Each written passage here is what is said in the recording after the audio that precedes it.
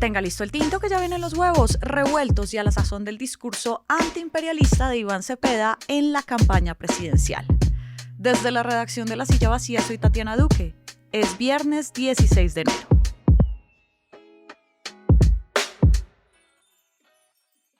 Iván Cepeda, el candidato petrista a la presidencia, arrancó ayer su primer evento de campaña del año centrándose en un discurso contra Estados Unidos. El tono del candidato difiere del que ahora tiene el presidente Gustavo Petro, quien en un par de semanas se va a ver con Donald Trump en la Casa Blanca. Los resultados de ese encuentro van a ser claves, obvio, para Petro, pero también para el candidato Cepeda. Entre los aspirantes es el más cercano a la Casa de Nariño y el gobierno Trump ya demostró que es capaz de meterse de frente en las elecciones de Latinoamérica. Hoy hablamos del tono de Cepeda, de sus posturas sobre Estados Unidos y de cómo va a impactar en sus votantes con Edgar Quintero, el periodista que cubre Palacio y la campaña petrista. Gracias por volver por acá. Hola Tatiana, gracias por invitarme. Feliz de estar acá. Nos enfocamos en Cepeda porque es el candidato más cercano a Petro por ahora y porque suele pasar con el aspirante del continuismo que le toca defender lo que hace el actual gobierno, pero también le cae el agua de lo malo que hace el gobierno, de las críticas que va a tener. Explícanos en este caso cuál ha sido el tono de Cepeda y también el de Petro frente a la situación con los gringos. En este momento los dos tienen tonos bien distintos. El presidente está en modo apaciguamiento en la antesala de la reunión que tendrá con Donald Trump el 3 de febrero en Washington. Utilizó su primer Consejo de Ministros del año para hacer una rendición de cuentas sobre la lucha antidrogas de su gobierno, la principal demanda del gobierno gringo para Colombia.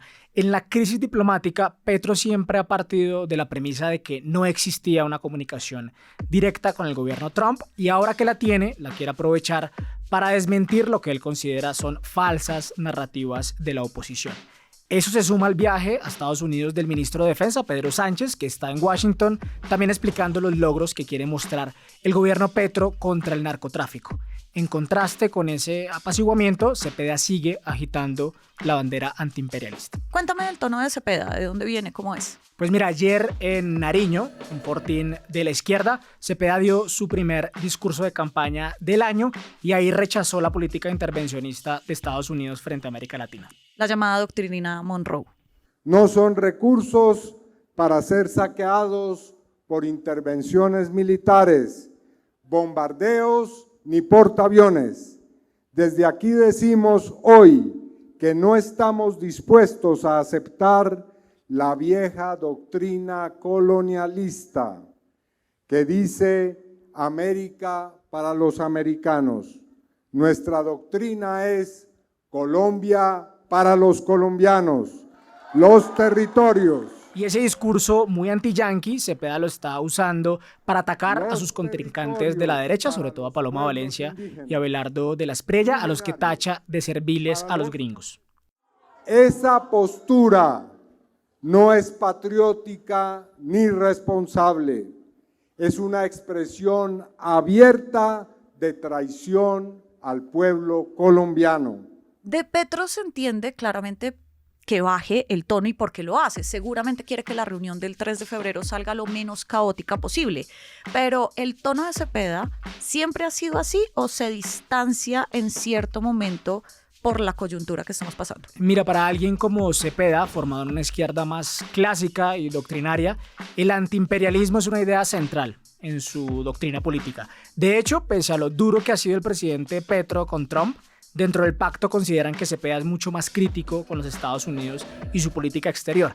Dentro de su campaña estaban pensando que ese tono de Cepeda estaba desentonando con el momento del país y del gobierno. Como, digamos, que dirían, no deberíamos estar tan distanciados de la Casa de Nariño si somos justamente la candidatura del continuismo. Claro, pero Cepeda suele ser coherente con sus ideas y empieza su campaña con un tono muy duro contra los Estados Unidos. En este caso lo utilizó para atacar a los candidatos más visibles de la derecha. Ahora, en la izquierda y dentro de su campaña, son conscientes de que en Colombia el antiimperialismo y el sentimiento antiestadounidense tienen sus límites. No es una bandera tan popular como para ser el eje de la campaña. O sea que esto es un tema más coyuntural y no va a ser lo que más se agite en los próximos meses para Cepeda. Pues dentro de su equipo dicen que seguirá siendo un tema importante, pero que no debe convertirse en el centro de la narrativa. Sin embargo, al senador Cepeda le importa y mucho.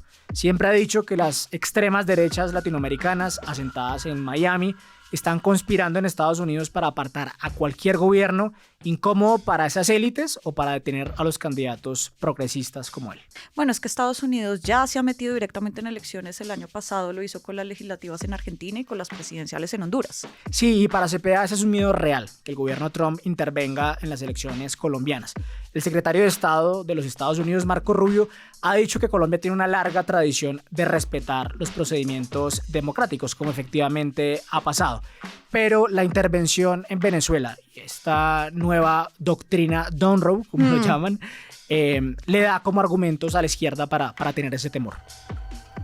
¿Sientes que esto le pone un nuevo reto a Cepeda frente a su relación con el presidente y la Casa de Nariño? Porque muy seguramente después de lo que ocurra el 3 de febrero puede que haya un tono diferente y Petro ha mostrado que quiere desescalar esta tensión que hay con la Casa Blanca y eso eventualmente va a implicar que Colombia ceda ante Estados Unidos. Sí, el 3 de febrero es una verdadera incógnita de saber qué va a pasar ese día. Petro y Trump son dos personalidades explosivas, impredecibles. Las personas que estuvieron en la reunión de la Comisión Asesora de Relaciones Exteriores esta semana no salieron especialmente tranquilas de los mensajes del presidente y sus altos funcionarios. Sin embargo, uno de los escenarios más probables, como lo dices, es que Colombia haga gestos más visibles para alinearse con la política antidrogas que pide Estados Unidos, como lo ha hecho en los últimos meses, como lo reveló El País. Y eso puede traducirse en acciones que chocan de frente con las ideas de Cepeda, como aumentar los bombardeos, la aspersión con glifosato o el compromiso de no reanudar diálogos de paz con ciertos grupos criminales, política que defiende Cepeda. De hecho, la única diferencia pública del senador con Petro fue el bombardeo el año pasado en el Guaviare, en el que murieron menores de edad. Sí. Todo eso mete tensión en una relación que Cepeda ha tratado de cuidar mucho. Son políticos bien distintos, Cepeda y Petro, formados en lugares muy diferentes, con formas que contrastan demasiado, pero Cepeda sabe que sin Petro él no es viable electoralmente. Edgar, seguiremos muy pendientes. Muchas gracias por pasar por acá. A ti por invitarme. Y arranque el día con esta movida. 17 de los 32 gobernadores del país no van a aplicar el decreto de emergencia económica que les quita ganancias del impuesto al consumo por la venta de licor y cigarrillos. Esa plata suele destinarse en regiones para servicios de salud, de educación y deporte. Con el decreto, esos recursos se trasladan al gobierno central. A su turno, el ministro del Interior calificó la medida como ilegal y los acusó de usurpar las funciones de la Corte Constitucional, que es la que en últimas decide si el decreto es legal. Toda la movida de poder está al aire en lasillavacía.com, en las redes, en el en vivo y en nuestro canal de YouTube. Y por acá cada mañana estará servido su desayuno político favorito. Fernando Cruz y Angie Usme produjeron este episodio. Yo soy Tatiana Duque y nos escuchamos el lunes. Hacer periodismo independiente cuesta. Cada suscripción a este canal nos permite financiar historias que revelan patrones, intereses y otras dinámicas de poder que otros no cuentan. Suscríbase y sea parte de la comunidad que apoya a La Silla Vacía.